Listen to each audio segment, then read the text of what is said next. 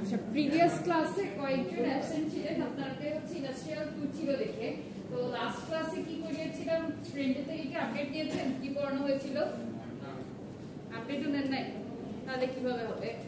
দেখেন, প্রিভিয়াস ক্লাসে হচ্ছে আমরা চ্যাপ্টার 9টা কমপ্লিট করে চ্যাপ্টার 10 স্টার্ট করেছিলাম। আর চ্যাপ্টার 9 এর ক্ষেত্রে কিছু হলো আপনার বেসিক রুলসের কথাও ডিসকাস করা হয়েছিল। তো চ্যাপ্টার 9 এর যখন হচ্ছে ম্যাথমেটিক্যাল প্রবলেমগুলো আমরা অ্যানালাইসিস করি, আজকে ক্লাসে কথা বলা যাবে না, ঠিক আছে? আমরা কিন্তু অনেক দূর আগে গেছি, এখন জাস্ট একটু রিভিউ করে দেই। তো চ্যাপ্টার 9 এর হচ্ছে কম্পোনেন্টগুলো যখন আমরা যেগুলো এলিমেন্ট কানেক্টেড থাকে এদেরকে লেখার সময় কিভাবে ডিনোট করতে হয় এটা একটু ক্লিয়ারলি বুঝিয়ে দিয়েছিলাম। লাস্ট ক্লাস করেন নাই কয়জন? একটু হাত তুলে দেখি। অনেকজন। আচ্ছা, যারা ক্লাস করেছিলেন তারা আমাকে একটু বলেন যে আমরা যখন হলো ওই যে এক্সাম্পলের ম্যাথমেটিক্যাল প্রবলেমগুলো সলভ করছিলাম, যে টাইম ডোমেন থেকে ফ্রিকোয়েন্সি ডোমেনে ফার্স্ট আমরা কি করি, ট্রান্সফার করে নেই, তাই না? তো ওইখানে Z1 Z2 Z3 এভাবে হচ্ছে ইন্ডিকেট করা থাকে। তো আমরা যখন एग्जांपल 9.11 এর প্রবলেমটা সলভ করলাম, একটা সিম্পল একটা রেজিস্টার কানেক্টেড ছিল, বাট স্টিল এটাকে আমরা ইম্পিডেন্স দ্বারা ডিনোট করেছিলাম। এটা লজিকটা কি এক্সপ্লেইন করছিলাম বলেন তো? নরমালি আমরা রেজিস্টারটাকে কি বলি, রেজিস্ট্যান্স বলার কথা না, কিন্তু রেজিস্ট্যান্সের না বলে ইম্পিডেন্স বলেছিলাম। এটা কোন লজিকে ঠিক, আদৌ ঠিক কি ভুল, এটা হচ্ছে সুন্দর করে বুঝিয়ে দিয়েছিলাম। বলেন যে কোন একজন। ইমাজিনারি পার্টটা এসির ক্ষেত্রে কি হয়? নরমালি নরমাল এসি কনসেপ্টটা কি বলেন দেখি, অল্টারনেটিং কারেন্টের সময়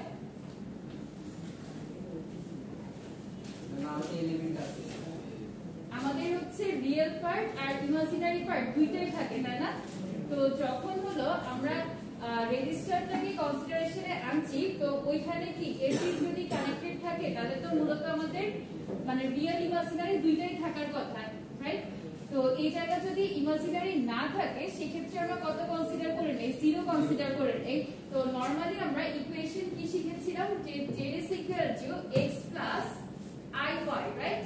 সো x টা বেসিক্যালি আমাদের রিয়েল পার্ট ছিল আর এদিকেটা হচ্ছে ইমাজিনারি পার্ট। তো যখন আমরা এসি এর ক্ষেত্রে রেজিস্টারটাকে ইউজ করছি, যদি রেজিস্টারের সাথে আপনার ক্যাপাসিটর বা ইন্ডাক্টর কোনো কিছু কানেক্টেড না থাকে, এর অর্থ আমরা কি ধরে নেই যে ইমাজিনারি পার্টটা আমার জিরো। বাট আমি এসি এর ক্ষেত্রে এটাকে হচ্ছে রিঅ্যাকট্যান্স মানে সরি ইম্পিডেন্সটা আমি হলো কল করতে পারবো, ঠিক আছে?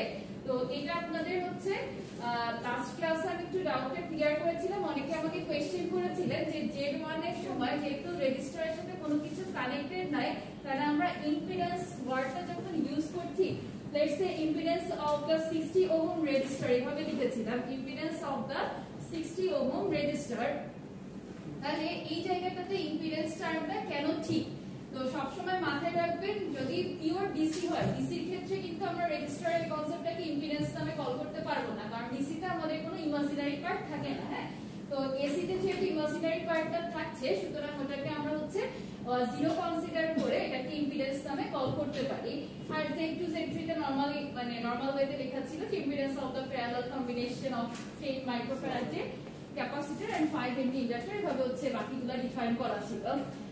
তো প্রিভিয়াস ক্লাসে হচ্ছে এগুলো নিয়ে একটু আলোচনা করেছিলাম যে প্রথমে আপনাদের এই প্যাটার্নের ম্যাথমেটিক্যাল প্রবলেম যদি এক্সামে সলভ করতে দেয়, তাহলে ফার্স্টে হচ্ছে প্রত্যেকটার পরিচয় লিখে নিতে হবে, ঠিক আছে? এগুলো আমি একবার জাস্ট একটু ফার্স্ট রিভিউ করে নেই যে প্রত্যেকটার পরিচয় লিখে তারপরে হলো আপনাদেরকে প্রবলেমটা সলভ করতে হবে। ক্লিয়ার সবার কাছে? আচ্ছা, এগুলো কিন্তু আমি বারবার দিনও কোশ্চেন জিজ্ঞেস করব, তো ওভাবে প্রিপারেশন নিয়েন।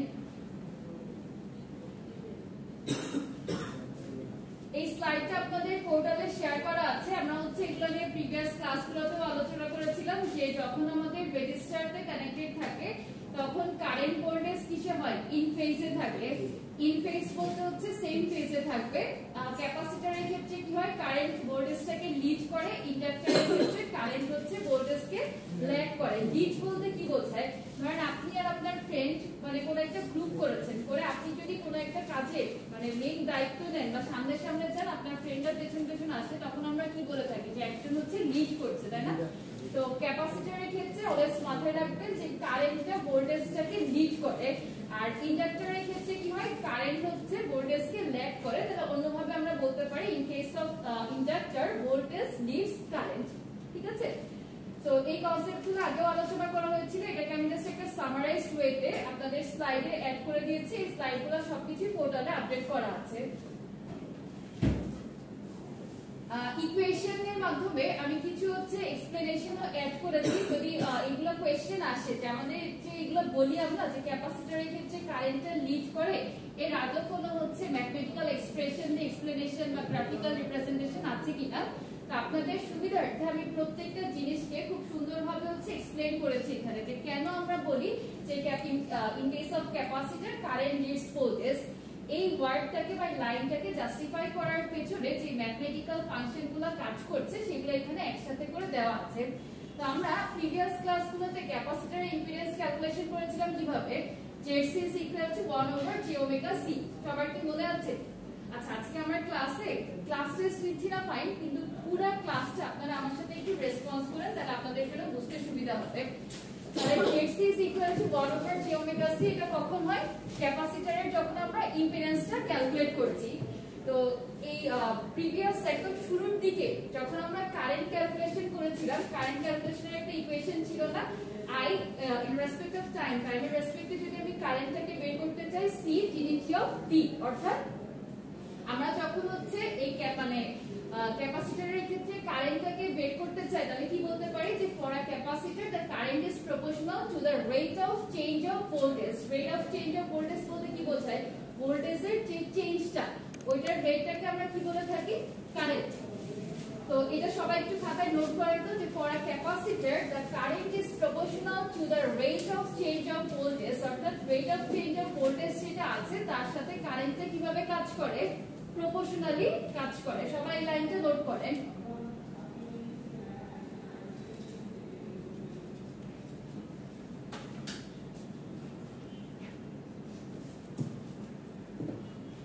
আমরা হচ্ছে আজকে সবকিছু একটু ডিটেইলসে বোঝার ট্রাই করব, যাতে করে আমাদের যে ডাউটগুলো আছে ওগুলো ক্লিয়ার হয়ে যায়। যে আমরা একটা কথা বললাম যে in case of capacitor current leads voltage, এই লাইনটা দেখবেন বারবার আসবে কোর্সের মধ্যে। তো কেন এটাকে আমরা বলছি এই জিনিসটা আমি একটু এক্সপ্লেইন করার ট্রাই করছি। তাহলে ইকুয়েশনটা কি ছিল আমার? IT is equal to C ddt of V। ভোল্টেজের ইকুয়েশন আমরা যখন সাইনোসয়েডাল ভোল্টেজটাকে কনসিডারেশনে এনেছিলাম প্রিভিয়াস ক্লাসগুলোতে, V of t is equal to কি লেখা হয়েছিল? Vm sin omega t, right? তাহলে এখন এই জায়গাটাতে আমি যদি ইকুয়েশনটাকে বসিয়ে দেই, C ddt of V এর রিপ্লেসমেন্টে ধরেন ইনপুট দিলাম Vm sin omega t। এবার যে কোনো একজন আমাকে বলেন তো sin কে ডিফারেন্সিয়েট করলে কি আসে? sin কে ডিফারেন্সিয়েট করলে cos আসে। cos এর আগে কি মাইনাস আছে? না। cos কে যদি আমি ডিফারেন্সিয়েট করতাম তাহলে হচ্ছে মাইনাস সাইন আসতো। আচ্ছা, এখন একটু ঠান্ডা মাথায় দেখেন, যেটাকে আমি ধরেন থিটা কনসিডার করেছি, ওটা কি পিওর থিটা নাকি অন্য কোনো কিছু? ওমেগা টি না? আমি ডিফারেন্সিয়েট করছি কার রেসপেক্টে? টি এর রেসপেক্টে। যদি আমার পিওর ডিডিটি অফ টি থাকতো তাহলে ওইটাকে আমি সরাসরি কি লিখতে পারতাম? 1 লিখে দিতে পারতাম, রাইট? তো যদি আমার ডিডিটি অফ ওমেগা টি থাকে, এটাকে ডিফারেন্সিয়েট করলে কি আসে? ওমেগা যেহেতু কনস্ট্যান্ট বাইরে চলে আসবে, DDT of T is equal two 1, so we will get DDT of omega is equal two omega. তো এখান থেকে ফার্স্টে যখন আমি ফার্স্ট টাইম ডিফারেন্সিয়েট করছি, bm টা কনস্ট্যান্ট, এটাকে বাইরে নিয়ে চলে গেলাম, sin কে ডিফারেন্সিয়েট করলে আসে cos, আর যেটাকে আমি থিটা কনসিডার করে ডিফারেন্সিয়েশন করেছিলাম ওটা যেহেতু পিওর থিটা না, সো এই পোরশনটুকুকে আরেকবার ডিফারেন্সিয়েট করে থাকবে হচ্ছে ওমেগা। এই পার্টটা বুঝি নাই কয়জন? একটা হাত তুলেন। আরেকবার রিপিট করব। আচ্ছা, নরমালি যদি আমরা sin কে ডিফারেন্সিয়েট করি কি আসে? cos। তাহলে এটা কি আমার পিওর sin t যদি আমি লিখতাম তাহলে হচ্ছে cos t আসতো। এখন এই জায়গা যদি t না থেকে ওমেগা t থাকে তাহলে হচ্ছে ডিফারেন্সিয়েট করলে কি আসবে? cos omega t। আর যাকে আমি t কনসিডার করেছি, যেহেতু এটা পিওর t না, সুতরাং ওই পোরশনটুকুকে আমরা কি করতে হবে? আরেকবার ডিফারেন্সিয়েট করতে হবে। সো ফাইনাল আউটকামটা কি আসে? cos omega t into omega, তাই না? এবার বুঝতে পেরেছি সবাই? আচ্ছা, তো বোর্ডে যে স্লাইডে যেটা দেওয়া আছে এখানে এত ডিটেইলসে দেওয়া নাই, জাস্ট আমি ফাইনাল আউটপুটটা লিখে দিয়েছিলাম তো আপনাদের সুবিধার্থে হচ্ছে জিনিসটা একবার এক্সপ্লেইন করলাম। তাহলে আইটি কে আমরা যদি ডিফারেন্সিয়েট করি, ফাইনাল আমাদের রেজাল্টে কি আসছে, c omega vm cos omega t, এই যে c omega vm cos omega t। সবাই কি বুঝতে পারলাম এই পর্যন্ত? কোনো কনফিউশন? ওকে, যদি কোনো কনফিউশন না থাকে তাহলে একটু প্রিভিয়াস ক্লাসগুলো রিকল করার ট্রাই করেন তো।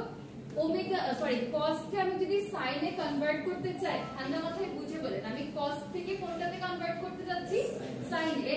সেই ক্ষেত্রে আমি কি এভাবে লিখতে পারি, sin omega t plus 90 degree কোয়াড্রেন্টের হিসাব বুঝিয়েছিলাম, মনে আছে? sin এর কোয়াড্রেন্ট কোনটা ছিল, সেকেন্ড কোয়াড্রেন্ট না? এখানে আমাদের ছিল 90 মাইনাস থিটা, এটাতে কত ছিল, 90 প্লাস থিটা। এই কোয়াড্রেন্টে কে কে পজিটিভ ছিল, sin পজিটিভ আর হচ্ছে cos পজিটিভ। সবার কি কনসেপ্টগুলো ক্লিয়ার আছে তো? আচ্ছা, যদি তাই থাকে সেই ক্ষেত্রে আমাকে বলেন তো cos ওমেগা t এর রিপ্লেসমেন্টে আমি কি sin omega t plus pi by 2 লিখতে পারি? পারি না? কারণ sin 90 ডিগ্রি প্লাস থিটা সমান কি বলেছিলাম, যে pi by 2 plus theta is equal to কি লেখা যায়, cos থিটা। তাহলে এই থিটার জায়গায় এখন আমরা কোনটাকে চিন্তা করছি, ওমেগা t কে। তাহলে sin pi by 2 plus omega t is equal to cos omega t, right? সবাই বুঝতে পারলাম এটুকু? আচ্ছা, তাহলে এই জায়গাটাতে খেয়াল করে দেখেন তো আমার কারেন্টের ফাইনালাইজ ইকুয়েশন কি দাঁড়ালো, I of t is equal to c omega vm sin omega t plus pi by 2। এতটুকু পর্যন্ত সবার কাছে ক্লিয়ার? আচ্ছা, সবাই তাহলে এই ইকুয়েশনগুলো নোট করে, আর ডিফারেন্সিয়েশন এখানে যেহেতু লাইন স্কিপ করা আছে আমি বোর্ডে যেভাবে দেখিয়েছি ওভাবে লিখে নেন।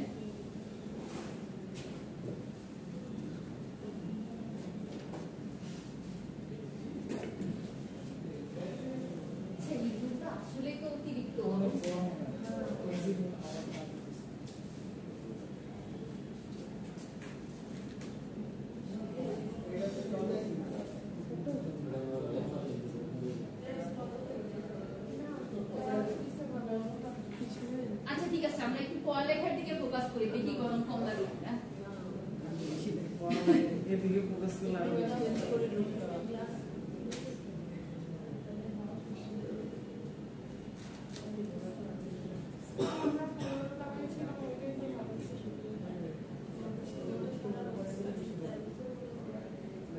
আচ্ছা, সবার কি ইকুয়েশন গুলো লেখা হয়েছে? সবার শেষ? আচ্ছা, একটু ফাস্ট লিখে।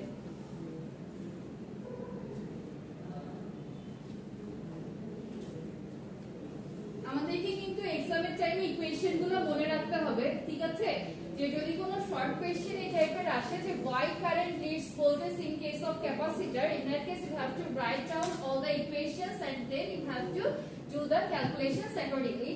So এই ক্যালকুলেশন গুলো যেহেতু আপনাদের ফুল লাগবে, মেইন ইকুয়েশন যদি লিখতে গিয়ে ভুল করে ফেলেন তাহলে কিন্তু প্রথম থেকে শেষ পর্যন্ত সব শেষ। যদি আপনার হচ্ছে ডিপেন্ডস অন ইওর মার্কস, যদি 2 মার্কস আর 3 মার্কস এ থাকে তাহলে একটু ক্যালকুলেশন দেখে দিতে হবে। 1 মার্কে এটা জীবনে দেওয়ার মতো কোনো কোশ্চেন না, একটু এক্সপ্লেনেশন টাইপেরই থাকবে। আর ক্যালকুলেশন তো ইজি, ছোটবেলায় বাবুকালে ডিফারেন্সিয়েশন করেছেন না, ওইগুলাই জাস্ট করতে হবে।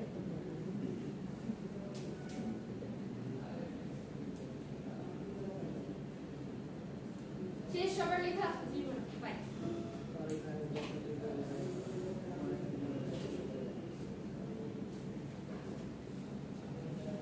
আমরা যদি এটাকে এক্সপ্লেইন করতে চাই তাহলে কি বলা যায়, যে capacitor resists sudden changes in voltage, so it starts to draw current before the voltage reaches its peak. It builds up the charge ahead of the voltage waveform.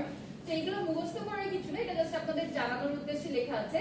তো যেই কাজটা হবে একটু লক্ষ্য করে দেখেন গ্রাফটার দিকে, আমাদের এখানে ব্লু কালার যে লাইনটা পিছন থেকে দেখা যাচ্ছে সবার, এই লাইনটা ইন্ডিকেট করছে হচ্ছে ভোল্টেজ লাইনটা, আর রেড কালারে যেটা আছে ওইটা হচ্ছে আমাদেরকে ইন্ডিকেট করতেছে কারেন্টের। তাহলে এখানে শুরু হচ্ছে কোনটা আগে, কারেন্টের এই ওয়েভফর্মটা না, যদি এই দিক থেকেও চিন্তা করি যে এইখান থেকে স্টার্ট হয়েছে তারপরে হচ্ছে যাচ্ছে, আর ভোল্টেজ যেটা আছে ওইটা আমাদের হচ্ছে 90 ডিগ্রি মানে ল্যাগ করে, ঠিক আছে? তাহলে আমরা যখন হচ্ছে গ্রাফগুলো ড্র করব তখন যাতে গ্রাফিক্যাল রিপ্রেজেন্টেশনটা ঠিক থাকে এটার দিকে একটু সবাই কেয়ারফুল থাকবেন, যে আমার ক্যাপাসিটরের ক্ষেত্রে কারেন্টটা যাতে লিড করে, অর্থাৎ কারেন্টের যে ওয়েভফর্মটা আছে ওটা ভোল্টেজের তুলনায় আগে স্টার্ট হয়। তো এই গ্রাফগুলো কি এখন ড্র করবে নাকি পরে বাসায় প্র্যাকটিস করবেন। তাহলে একটু দ্রুত করতে হবে, আপনাদেরকে একটা কাজ দিলে তো অনেক সময় লাগে ফেলছে, একটু দ্রুত ড্র করেন। একটু জুম করে নিয়ে আর জুম লাগে দেখি আই নেক্সট ঠিক আছে বি ইন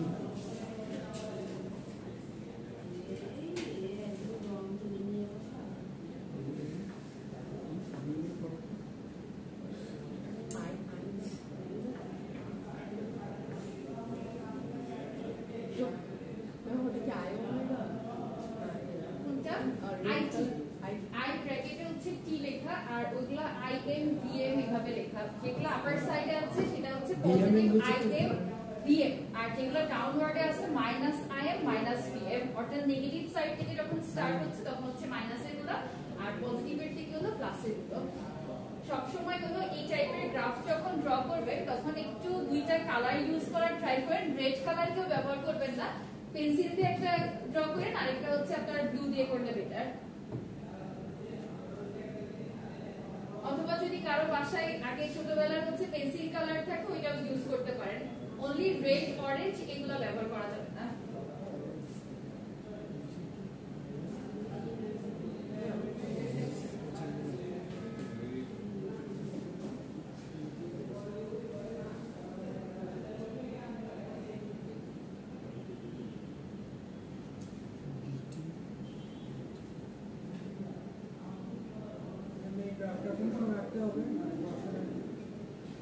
এই গ্রাফটা হচ্ছে আপনার যদি এরকম ধরনের কোনো প্রুফ আসে যে in case of capacitor current needs voltage explanation টাইপের, তখন এই যে ক্যালকুলেশন গুলো শো করে গ্রাফটা হচ্ছে দেখাতে হবে।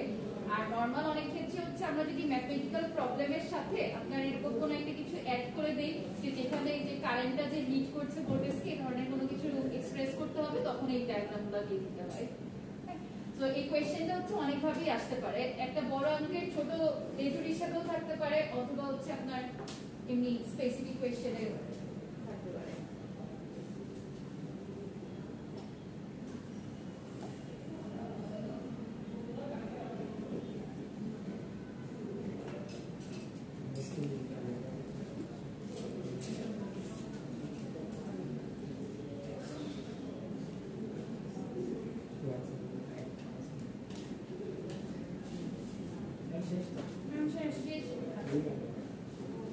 তাহলে দেখেন তো আমাদের হচ্ছে এতক্ষণ দেখেছিলাম ক্যাপাসিটরের ক্ষেত্রে, ইন্ডাক্টরের ক্ষেত্রে তাহলে কি হবে, অপোজিটটা হবে না?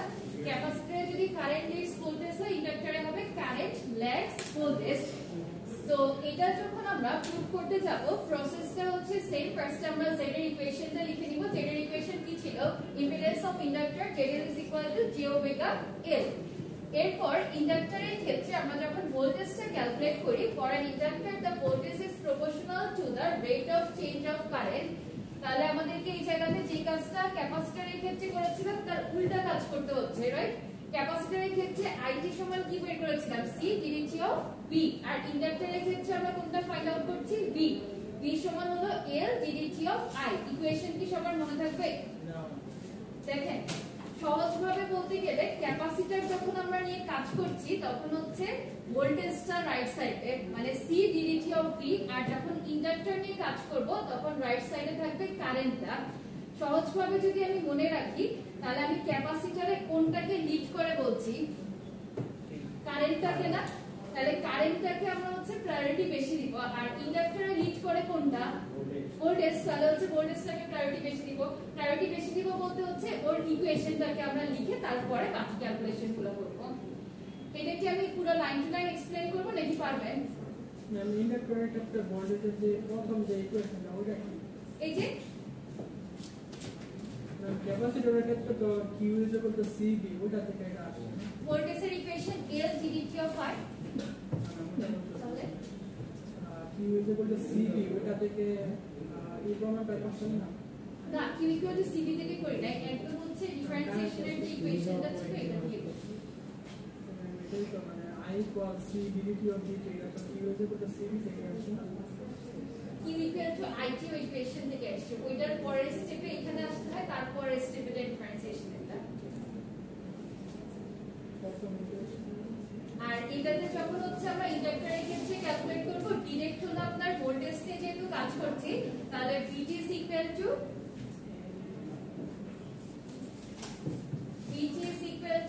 L ddt of I। তাহলে IT এর ইকুয়েশন আবার কি লেখা যায়? Im sin omega t। আচ্ছা সবাই এটাকে আমাকে ডিফারেন্সিয়েট করে ডিটেইলসে আউটপুটটা এনে দেখান তো। ddt of Im sin omega t, তাহলে হচ্ছে এটাকে ডিফারেন্সিয়েট করেন, করে বলেন যে এখানে লাস্ট যে আউটপুটটা লেখা আছে এটা ঠিক আছে কিনা। সেম আগেরটার মতোই না? আগেরটার ক্ষেত্রে আমরা কি করেছিলাম, এখানে সেম ইকুয়েশনই লেখা হয়েছিল ভোল্টেজের পার্সপেক্টিভে, আর এখানে ইকুয়েশন লেখা আছে কিসের জন্য? কারেন্টের জন্য, বাট ডিফারেন্সিয়েশন হচ্ছে আপনার একই থাকবে। তো আমরা এবার যদি প্রিভিয়াস ক্যালকুলেশনের মধ্যে cos কে আবার sin এ কনভার্ট করতে চাই, কি লেখা যাবে? sin 90 ডিগ্রি প্লাস থিটা দিয়ে। তো এই জায়গাটাতে প্রিভিয়াস ইকুয়েশন আর এই ইকুয়েশনের মধ্যে বেসিক ডিফারেন্সটা কোথায় বলেন দেখি, কি বুঝলেন এতক্ষণ? এক্সট্রা ওমেগা তো এখানেও ছিল, এটা হচ্ছে VT is equal to L omega Im sin omega t plus pi by 2। এটা কখন? ইন্ডাক্টরের ক্ষেত্রে। আর ক্যাপাসিটরের ক্ষেত্রে আমাদের ইকুয়েশনটা কি ছিল? IT is equal to C omega Vm sin omega t plus pi by 2। এটা ছিল হচ্ছে ক্যাপাসিটরের ক্ষেত্রে। তাহলে একটু ঠান্ডা মাথায় চিন্তা করে বলেন তো এটার মধ্যে বেসিক ডিফারেন্সটা কোথায়?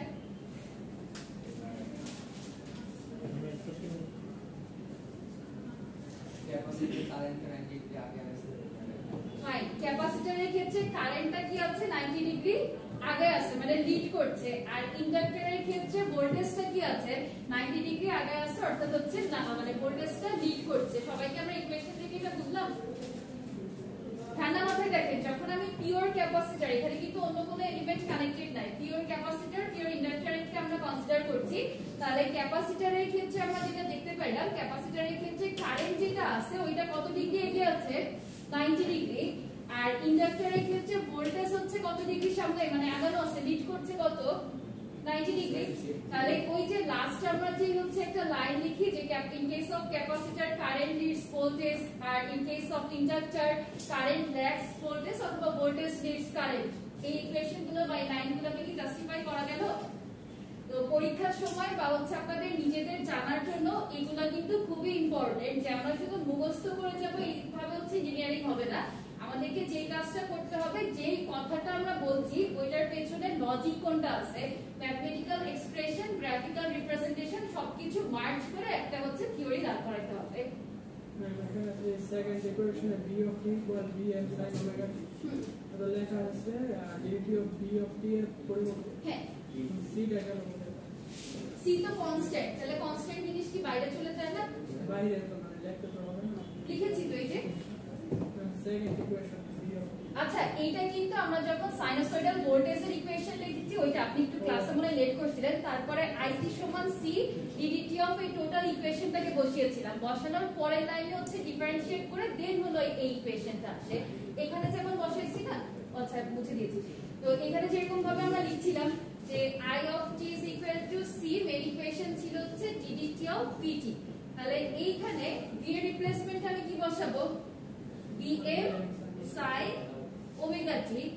এর পরে হচ্ছে এটাকে ডিফারেন্সিয়েট করলে কি আসে? pm cos ওমেগা t, আর ওমেগা একটা এক্সট্রা মাল্টিপ্লাই করবে। বুঝা গেল?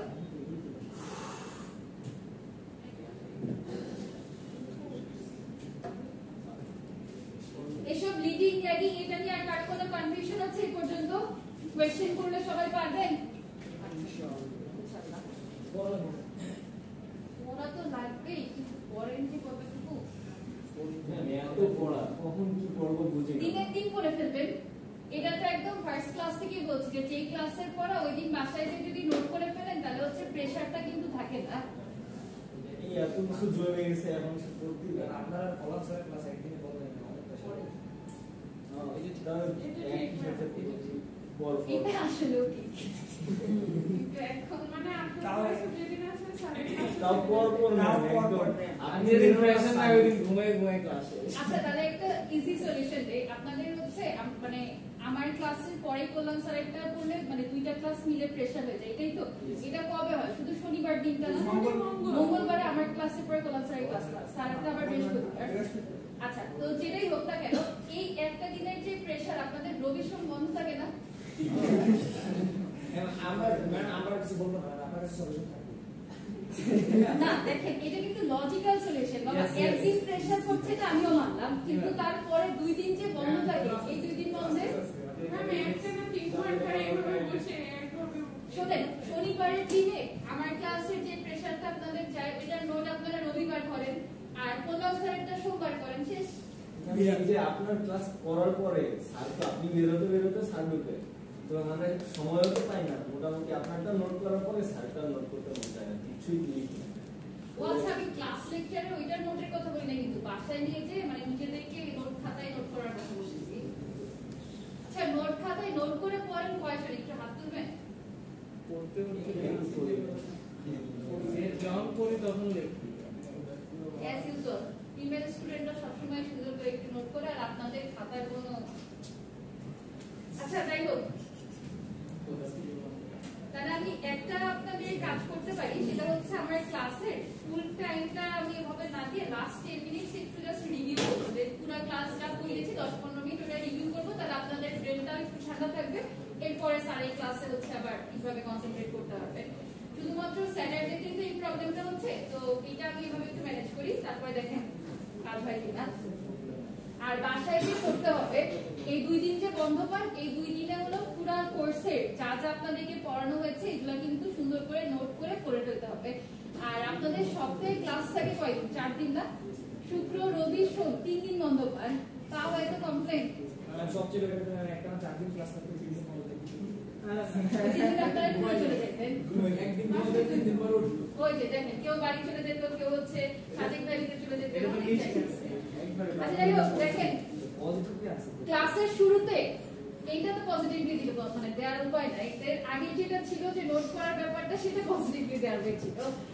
যেটা বলছিলাম যে ইম্পিডেন্সের একটা কনসেপ্ট নিয়ে আলোচনা করলাম না, ওইটা এখানে সামারাইজ করা আছে, সবাই একবার একটু দেখে নেন। ওই রেজিস্টারের যে ব্যাপারটা এক্সপ্লেইন করছিলাম ক্লাসে ওই জিনিসটা এখানে আমি স্লাইডে ইনক্লুড করে দিয়েছি যাতে সবার মনে থাকে। আমরা কমপ্লেক্স নাম্বারের ক্ষেত্রে আরেকবার রিপিট করছি, তাহলে আমাদের শোনেন। কমপ্লেক্স নাম্বারের ক্ষেত্রে ইম্পিডেন্সটাকে রিপ্রেজেন্ট করি কিভাবে? z is equal to r plus jx। যখন শুধুমাত্র রেজিস্টার কানেক্টেড থাকে তখন আমাদের রিঅ্যাকট্যান্স পার্টটা কি হয়ে যায়? 0 হয়ে যায়। তো তখন ইকুয়েশনটা দাঁড়ায় হচ্ছে z is equal to r plus j multiplied by 0। তো ফাইনাল আউটকাম হচ্ছে z is equal to r। সেক্ষেত্রে আমরা হলো 60 ওহম যে রেজিস্টারটা আছে ওইটাকে সিম্পলি একটা ইম্পিডেন্স হিসেবে কনসিডার করতে পারি। সবার কি কনসেপ্ট ক্লিয়ার? আর এক কথা ক্লাসের মধ্যে যতবার করে বলি ক্লাসের পর ক্লাসেই হয়ে যাওয়ার কথা। এই ম্যাথমেটিক্যাল প্রবলেমটা মনে হয় লাস্ট দিন সলভ করিয়েছিলাম, তাই না?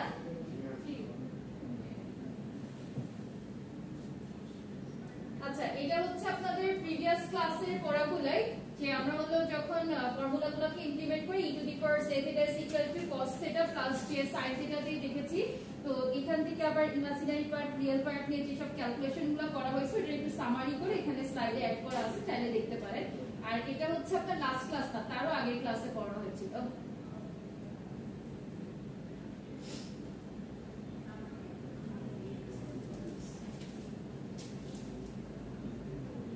এই অঙ্কটা হচ্ছে এর আগের দিন শুরু করেছিলাম, মনে হয় শেষ হয়েছিল।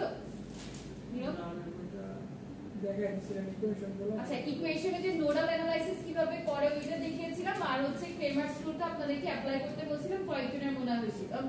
ঠিক আছে, তো প্রিভিয়াস ক্লাসে তো অনেকেই করেন নাই, তাদের জন্য আজকে একটু রিভিউ করে দেই। সবাই এই সার্কিটটা ফার্স্টে ড্র করেন, তো একটু দ্রুত ড্র করেন, অনেকে ক্লাস করে না। যে এই সার্কিটটা সবাই একটু দ্রুত ড্র করে ফেলেন, আর যারা করেছিলেন তারা নতুন একটা পেজ ওপেন করেন, করে হচ্ছে নিজেদের মতো সলভ করা শুরু করেন। এদিকে তাকানোরই দরকার নাই। প্রথমে এই সার্কিটটাকে ড্র করবেন, করার পরে সবকিছু টাইম ডোমেন থেকে ফ্রিকোয়েন্সি ডোমেনে এভাবে হচ্ছে কনভার্ট করবেন। এটা দেখে দেখে করেন না, তাহলে প্র্যাকটিস হবে না। নরমালি আমরা যখন হলো কি ইন্ডাক্টর কানেক্টেড থাকে তখন জি ওমেগা এল, ক্যাপাসিটরের ক্ষেত্রে এটা হচ্ছে 1/j ওমেগা সি। ওই ইকুয়েশনে ভ্যালুগুলোকে বসিয়ে দিয়ে টাইম ডোমেন থেকে হচ্ছে ফ্রিকোয়েন্সি ডোমেনে ট্রান্সফার করেন আগে।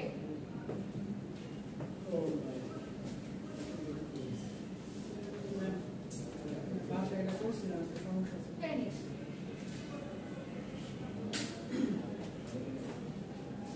ইকুয়েশনটা এটা করতে হচ্ছে বিয়ে করে 2.1 এগুলো সেগুলোর সাথে 10 ইউজ করলে পরে এটা হবে। তো ম্যাথমেটিক্যাল রুলস আছে, তো এটা আর 10 দিয়ে গুণ করার পরে আসলে এক নাম্বার 10 দিয়ে আপনি বোথ সাইডে গুণ করছেন বামে ডানে, মানে গুণ করার পরে তারপর এটা হলো আসে। আর আমাদের এটা তো সেম একটা কাছে গুণ করার হলো সলভ করার ক্ষেত্রে কি আনসারটা মিলে গেল তো ডিগ্রি ডিগ্রিটা মিলে না, ডিগ্রিতে কত এসছে? স্লাইড 18.5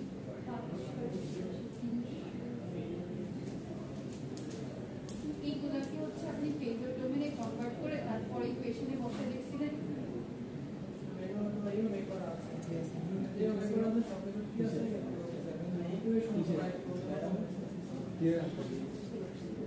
তো ডিরেক্ট এই কাজই বসে দেন 10 দিয়ে পদ্ধতি গুণ করতে এক্সেন্ড করো।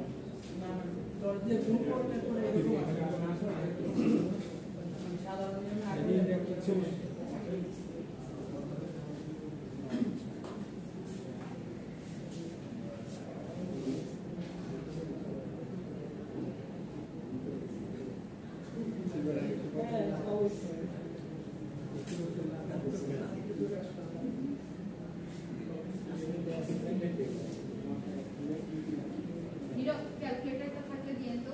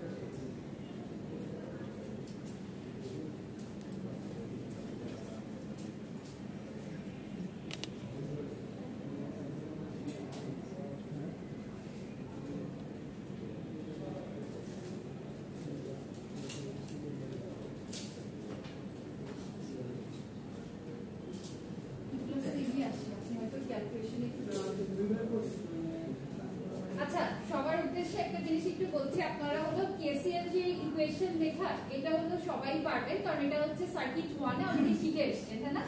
তো অ্যাপ্লাই কেসিএল আর নোড 1 আর 2 দুইটা নোডে হচ্ছে আমাদেরকে কেসিএল অ্যাপ্লাই করতে হয়েছিল। এইভাবে কি সবাই কেসিএল করে এসেছেন নাকি ওই যে এন্টারিং লিভিং ওভাবে শিখে এসেছেন? কোনটাতে ইজি হয়?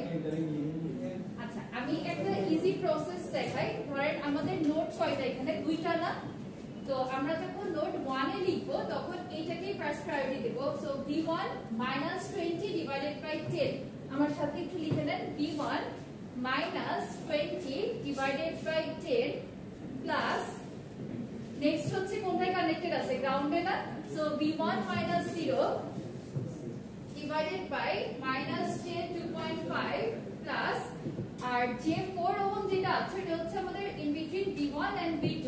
তাহলে ইকুয়েশনটাকে আমরা লিখতে পারি v1 v2 divided by j4 is equal to 0। তো ইকুয়েশন আমি ঠিক যেভাবে লিখেছি আর এখানে যেটা আছে এটা কিন্তু হুবহু সেম জিনিসই। কারণটা কি, আমরা যদি এখান থেকে মাইনাস সাইনটা কমন নিয়ে নিতাম, মাইনাস কমন নিলে এভাবে লেখা যেত না 20 v1 ডিভাইডেড বাই 10 লেখা যেত? তাহলে একে যদি আমি ইকুয়েশনের অপোজিটে নিয়ে যেতাম তাহলে হচ্ছে ইকুয়েশনের রাইট সাইডে নিয়ে গেলে v1 -v1 + 20 ডিভাইডেড বাই 10 এটা লেখা যেত। তো ঘুরে ফিরে হচ্ছে আমাদের ইকুয়েশন যেভাবে এক্সপ্রেস করি না কেন আউটকামটা সেমই আসে। তো আমরা এই প্রসেসটাই অলওয়েজ ফলো করব, আমাদের জন্য ইজি হবে। তো এরপরে ক্যালকুলেশন করতে মনে হয় অনেকে ভুল করে ফেলছেন, তাই না? তো আমাকে একটু বলেন তো 1 ডিভাইডেড বাই 10 করলে কত আসে? 0.1। আর 20 ডিভাইডেড বাই 10 করলে আসে হচ্ছে আমাদের 2 প্লাস প্লাসে মাইনাসে minus 1 divided by j 2.5, 1 divided by 2.5 i করলে কত আসে? Minus 0.4 i।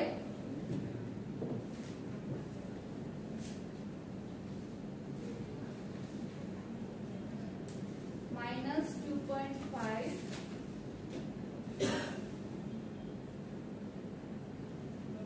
তাহলে 1 ডিভাইডেড বাই মাইনাস j 2.5 এটা ক্যালকুলেট করলে আসে হচ্ছে আপনার 0.4 i। বা এখানে আমরা যেহেতু j কে রিপ্রেজেন্ট করছি j, তো এটা যেহেতু আমার পজিটিভ রেজাল্ট চলে আসতেছে 1 ডিভাইডেড বাই মাইনাস দিয়ে করলে, সো প্লাসে প্লাসে এখানে প্লাস হবে 0.4j plus b1 divided by j4, তাহলে 1 বাই j4 করেন। যদি কেউ ক্যালকুলেশন না বুঝেন জিজ্ঞেস করেন। 1 ডিভাইডেড বাই j4 করলে রেজাল্ট আসে হচ্ছে মাইনাস 0.5j, তারপরে হচ্ছে প্লাসে মাইনাসে minus 1 divided by minus j4।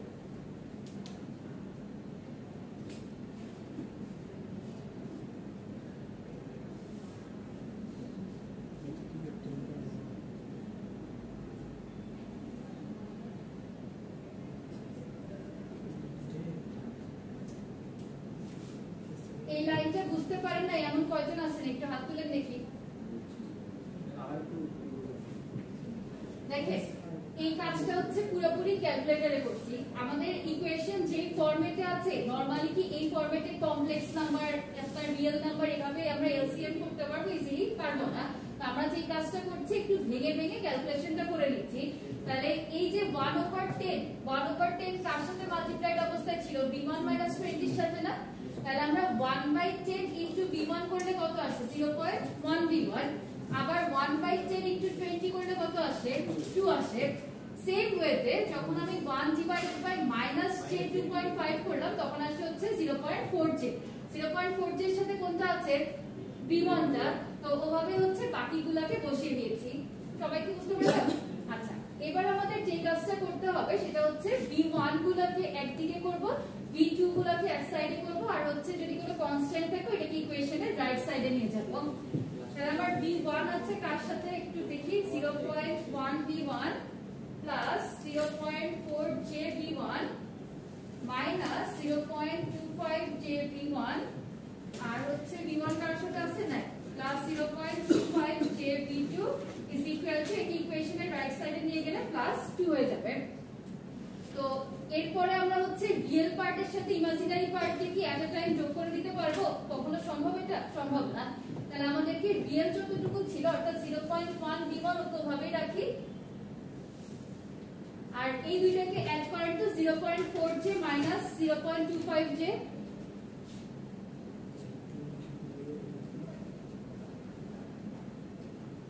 এটাকে ক্যালকুলেট করলে আসবে হচ্ছে plus 0.15j b1 plus 0.25j b2 সমান হচ্ছে 2। তারপর আমরা যদি এখান থেকে কমন নিয়ে নিই b1 টাকে এভাবে লেখা যায় 0.1 plus 0.15j b1 plus 0.25j b2 is equal two 2 লিখতে পারবো এটা? আচ্ছা, তো যদি কেউ মনে করেন যে এভাবেই হচ্ছে ইকুয়েশন বসিয়ে দিয়ে ক্যালকুলেট করে ফেলবেন, করতে পারেন। আর যদি মনে করেন যে না এই ভ্যালুগুলো আমার জন্য খুবই ক্ষুদ্র হয়ে যাচ্ছে, এভাবে ক্যালকুলেট করতে গেলে আমি ভুল করে ফেলতে পারি, তাহলে আমরা ছোটবেলায় শিখেছিলাম না ইকুয়েশনের লেফট পার্টে আমরা যে অপারেশনটা করব রাইট সাইডে যদি সেম কাজ করি তাহলে আলটিমেটলি ইকুয়েশন সেম থাকে, মনে আছে? তাহলে আমি যদি লেফটে 10 দিয়ে গুণ করি রাইটেও 10 দিয়ে গুণ করি আলটিমেটলি কি আমার ইকুয়েশন সেম থাকছে না? তাহলে আমরা বোথ সাইডকে 10 দ্বারা মাল্টিপ্লাই করে নেই। 10 এর সাথে 0.1 গুণ করলে কত হয়? 10 ইনটু 0.1 করলে কত হয়? 1 আসে। আর 0.15 এর সাথে মাল্টিপ্লাই করলে কিন্তু গুণ না করে করা যাবে না। যাবে ওই তাহলে এই কোশ্চেন এরকম ভাবে যে এই ফ্র্যাকশন আছে ওগুলোকে এভাবে মিলে না। আচ্ছা আমি তাহলে দুভাবে দেখাবো। তাহলে ফার্স্ট হচ্ছে 10 দিয়ে যদি আমি গুণ করে নেই এখানে থাকবে হচ্ছে 1 প্লাস 0.15 কে 10 দিয়ে মাল্টিপ্লাই করলে 1.5 j v1 plus 2.5 j 2.5 v2 is equal to 20। So এটা হচ্ছে আমাদের ইকুয়েশন 1। এতটুকু পর্যন্ত ক্যালকুলেশন বলছেন তাই কয়জন একটু হাত তুলে দেখি, সবাই বুঝতে পেরেছেন? আচ্ছা সেম কাজ হচ্ছে করতে হবে আপনার নোট 2 এর জন্য। নোট 2 কে আমরা আবার হলো সিম্পলিফাই করব, করার পরে আমাদেরকে এই ধরনের একটা ইকুয়েশন আউটপুটে দিবে, ঠিক আছে? সো এই দুইটাকে যখন আমরা সলভ করব ইকুয়েশন 1 এন্ড 2 কে সলভ করলে আমাদের v1 v2 এর ভ্যালুটা পাওয়া যাবে।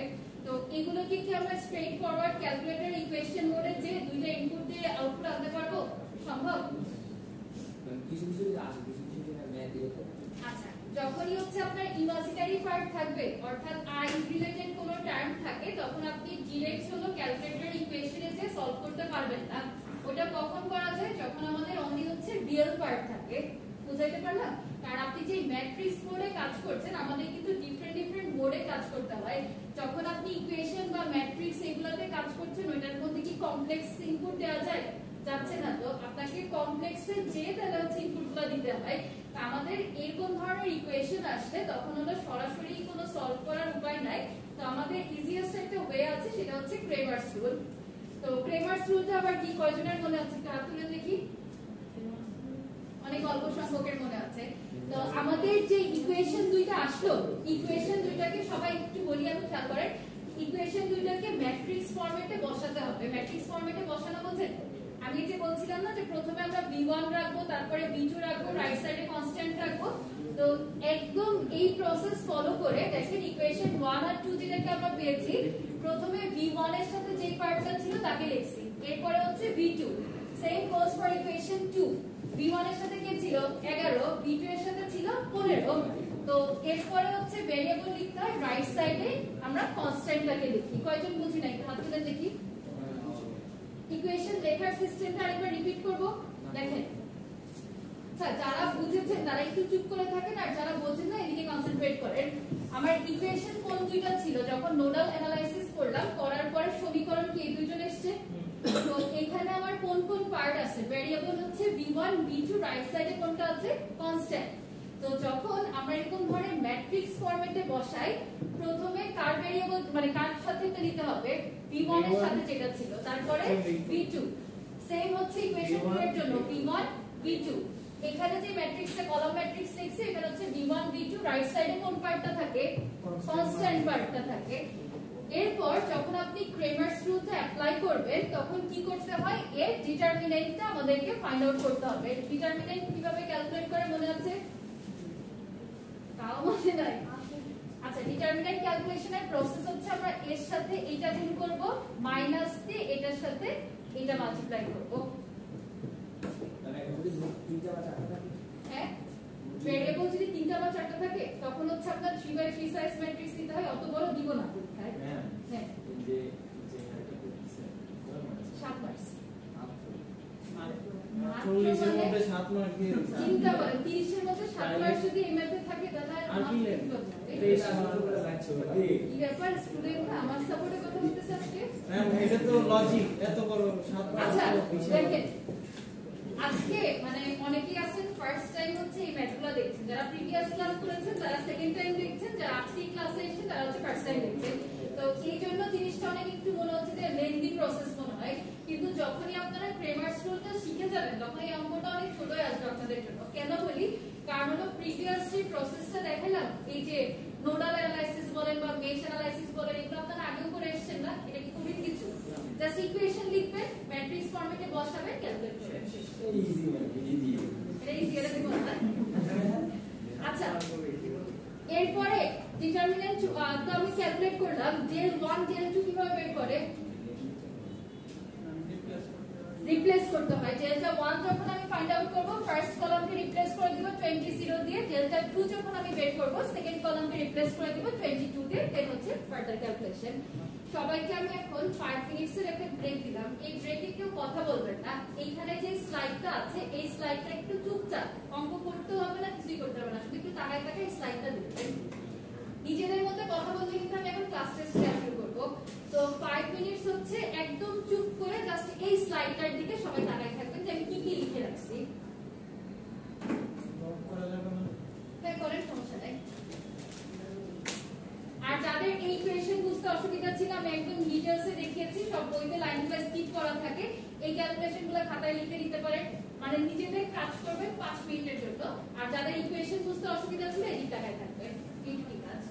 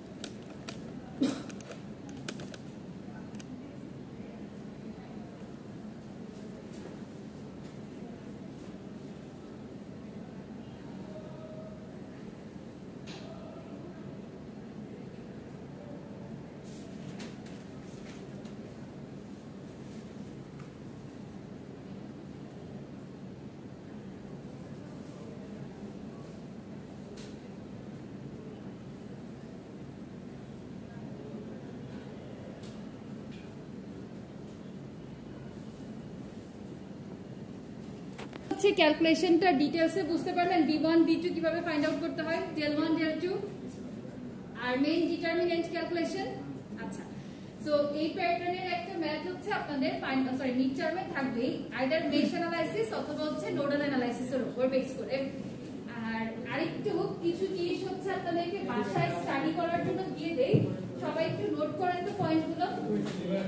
আপনারা সোর্স ট্রান্সফরমেশন, থেভেনিনস থিওরাম, নর্টনস থিওরাম এগুলো ডিসি সার্কিটের কনসেপ্ট কি সবার ক্লিয়ার আছে?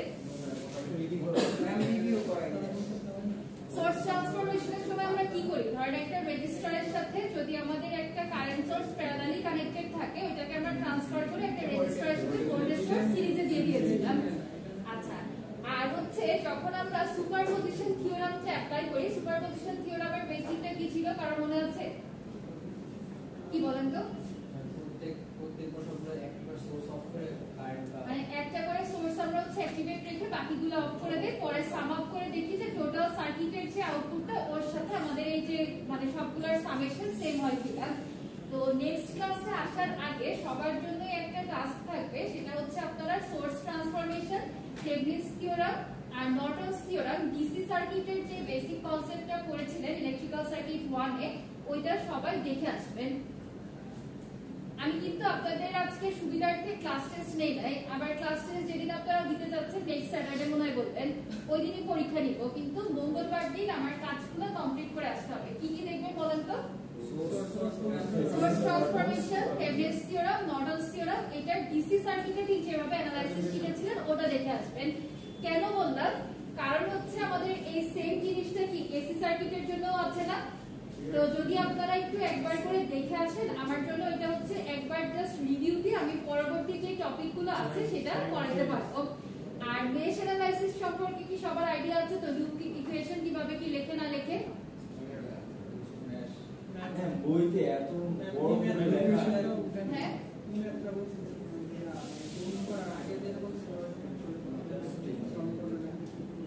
আচ্ছা, এটা হচ্ছে গুণ করার আগে ইকুয়েশনটা কি কি এসেছিল? একটা হলো 0.1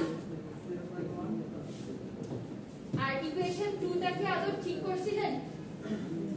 ইকুয়েশন 2 টা কি আছে বলেন দেখি। আচ্ছা, আপনার ইকুয়েশন 2 টা কি এসেছিল বলেন তো? 0.55v1 তারপর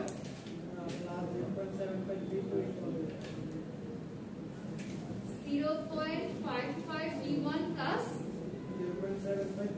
0.75v2 is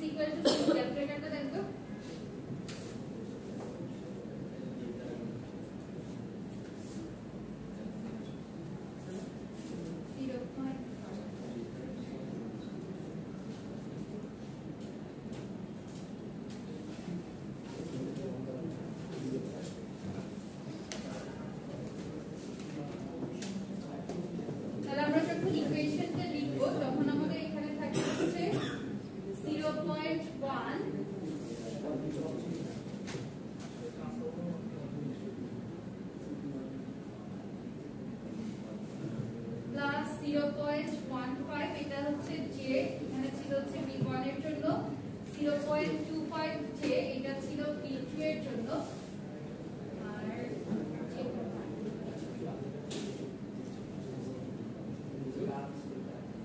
তারপরে এই ক্ষেত্রে 0.55 আর এর জন্য ছিল 0.75, তো B1 B2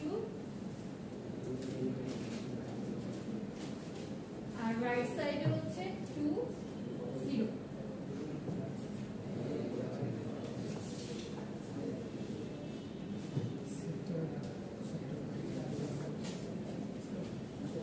তাহলে আমরা যদি ডিটারমিনেন্ট ক্যালকুলেট করি তাহলে হচ্ছে এর ক্যালকুলেশনের সময় 0.1 প্লাস 0.15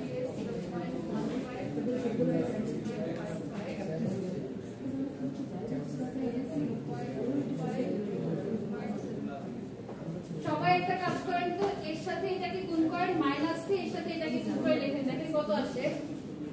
এই আমি কিন্তু র্যান্ডম যে কোনো একজনকে জিজ্ঞেস করব যে এই কাজটা দিলাম সবাই করেন, এই ভ্যালুটার সাথে 0.75 গুণ করেন, মাইনাস দিয়ে এর সাথে এটাকে গুণ করে রেজাল্ট লিখবেন, দ্রুত।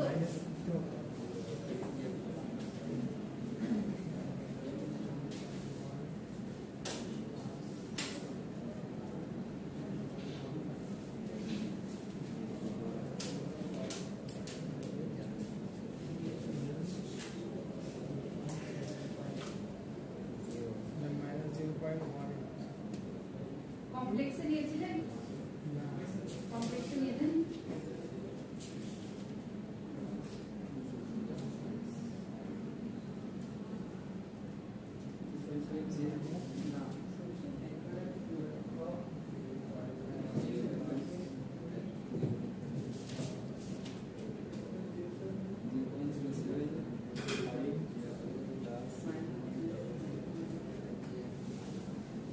Same to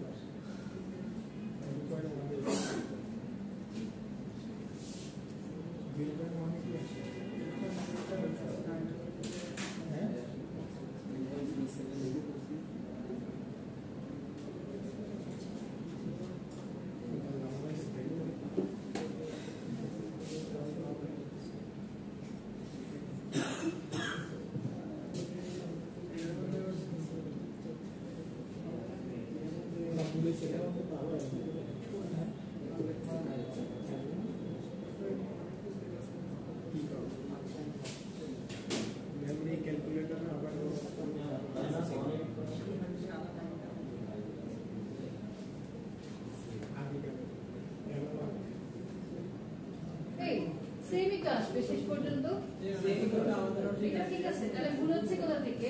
delta 1 A B1 বের করার ক্ষেত্রে B1, ঠিক আছে। তাহলে আমি ডেল্টা 1 টা ক্যালকুলেট করি, ডেল্টা 1 এর সময় একে রিপ্লেস করব কত দিয়ে? 2 আর 0 দিয়ে, আর এই সাইডে থাকবে হচ্ছে সে 0.25 0.75। তাহলে হচ্ছে 2 দিয়ে যখন মাল্টিপ্লাই করব, 2 মাল্টিপ্লাইড বাই 0.75 করলে আসে হচ্ছে আপনার 1.5 মাইনাস 0। তাহলে b1 সমান আমরা কি লিখব? b1 সমান হচ্ছে ডেল্টা 1 ওভার ডেল। তাহলে ডেল্টা 1 হলো আবার কত? 1.5 ডিভাইডেড বাই ডেল এর মান এসেছে 1 তো 1.5 j না কেন? এর সাথে একে যখন গুণ করছেন এখানে তো হচ্ছে কনস্ট্যান্টের সাথে এটা না, আপনি কি জেনে করেছিলেন? এই দেখেন এই জায়গাতে আমরা যখন ক্যালকুলেট করলাম কত ছিল? 0.075 plus j 0.1125 minus j 0.1375। So calculate করলে একটা কনস্ট্যান্ট পার্ট থাকবে, একটা ইমাজিনারি পার্ট থাকবে। যখন আমি ভ্যালুটাকে ইনপুট দিব, ফার্স্ট কলামকে রিপ্লেস করে দিব 20 এর মাধ্যমে, সেকেন্ড কলাম হচ্ছে যা ছিল অ্যাজ ইট ইজ রাখবো। সো j 0.25 আর এটা হচ্ছে j 0 শুধুমাত্র 0.75।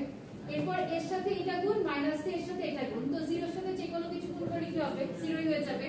তাহলে ডেল্টা 1 ওভার ডেল যখন আপনি করবেন তখন 1.5 divided by 0.075 minus 0.025 j, 1.5 divided by 0.075 minus 0.025 j means হলো I। এটা ক্যালকুলেট করলে আমাদের আসে হচ্ছে 18 প্লাস 16। আর একে যদি আমরা ওটা কনভার্ট করে নেই, কনভার্ট করলে আপনার আসবে হচ্ছে 18.97 অ্যাঙ্গেল অফ 18.43 ডিগ্রি। এই যে খুব সেম আছে, তাহলে অ্যাঙ্গেলে কনভার্ট করলে 18.97 অ্যাঙ্গেল অফ 18.435 ডিগ্রি। এত ইউনিট কি হবে? ভোল্টেজ ছিল। আচ্ছা, তাহলে একটা জিনিস একটু সবাই মাথায় রাখেন, এই বইয়ের যেভাবে সলভ করা আছে আপনার ইকুয়েশনের বোথ সাইডে 20 দ্বারা মাল্টিপ্লাই করে নেওয়া। তো আমরা যদি 20 দিয়ে মাল্টিপ্লাই নাও করি, আমার যে সমীকরণ এসেছিল হুবহু ওই সমীকরণ বসিয়ে দেই, তার সত্ত্বেও আমার অ্যানসার সেম আসবে যদি কিনা ক্যালকুলেশন ঠিক থাকে। বুঝা গেল? ক্যালকুলেশনে বুঝাস করে যদি কেউ জে অ্যাড করে ফেলে তাহলে কিন্তু হলো মিলবে না। আর কোনো কোশ্চেন? ম্যাম আজকের মতো ছেড়ে দিলে ম্যাম ভালো হয়। এখানে এই যেগুলো পড়ানো মুশকিল, পুরো মুশকিল, একটাই যে চলে না। আচ্ছা ঠিক আছে, তাহলে হচ্ছে আজকে এতটুকুই রাখি। আপনারা আপনাদের নেক্সট ক্লাসে পরবর্তী ভাবে কেউ বের হবেন না। এই পর্যন্ত 4 বার কমপ্লিট করছি, একবার ঠিক করে নেই। কি করব? 4 বার কমপ্লিট করছি, এই বুঝতে হচ্ছে। হ্যাঁ আমি আজকে বলেছি, পরে বলছেন যে আজকের মধ্যে মনে হয় বের হবে না। কি মান পাবো না ক্লিয়ার? এটা দিয়ে একটু ঝামেলা হয়, ওইগুলা দিয়ে হলো আপনার একদম অ্যাকুরেট রেজাল্ট আসে। যে